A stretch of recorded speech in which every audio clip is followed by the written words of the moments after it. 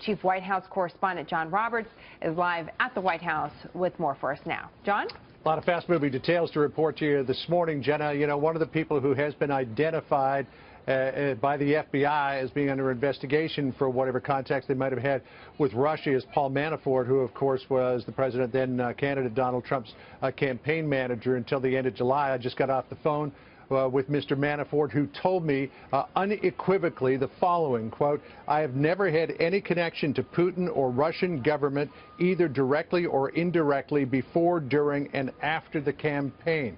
Let's take that down because that's not what we're talking about. Again, back to Manafort.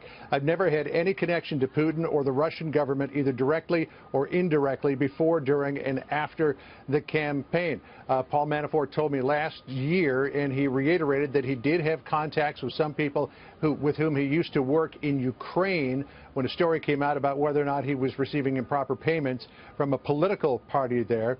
The caveat in all of this, though, is that sometimes when you're talking to people, even in this country, you don't know if they could potentially be connected to an intelligence agency somewhere overseas, but definitively saying that he never had contact with Vladimir Putin or anyone in the Russian government. Now, the president himself pushing back hard against all of this, connections between Manafort and Russia, Michael Flynn and Russia. Remember, his attorney, Michael Cohen, was accused of meeting with Russian officials in Prague. It turned out that was a different Michael Cohen. The president tweeting this morning, and now let's put that up on the screen, quote, "This Russian connection nonsense is merely an attempt to cover up the many mistakes made in Hillary Clinton's losing campaign." The president also disputing charges that he is being soft on Russian President Vladimir Putin, also tweeting out this morning, quote, "Crimea was taken by Russia during the Obama administration. Was Obama too soft on Russia?"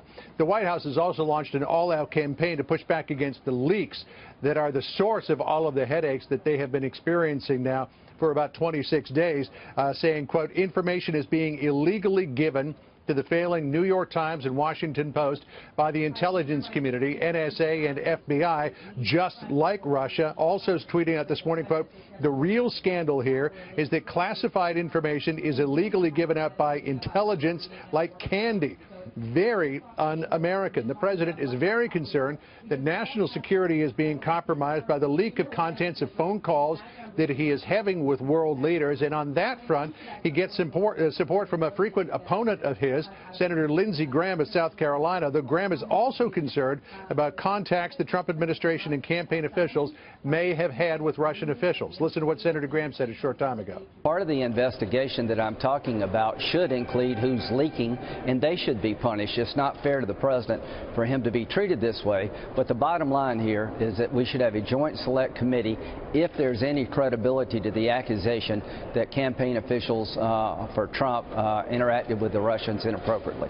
As we hope to hear more about all of this when the president holds a press conference with Israeli Prime Minister Benjamin Netanyahu. But again, to that last part that Senator Graham was talking about, and the headline in the newspaper today about intelligence officials saying they have intercepts of Paul Manafort, President Trump's, then candidate Trump's campaign manager, having conversations with people connected to Russian intelligence. He told me moments ago, quote, "I've never had any connection to Putin or the Russian government, either directly or indirectly, before, during, and after the campaign." So definitive denial there from Paul Manafort on that front. Some other people may have been involved in this, again, not named, as you pointed out, Jenna, in the New York Times article. We're tracking them down as well to see what they might have to say this morning. Jenna? Important to get those facts, and a really interesting scoop by you, John Roberts, on Paul Manafort. We're going to be talking more about this a little later on in the program. Thank you very much.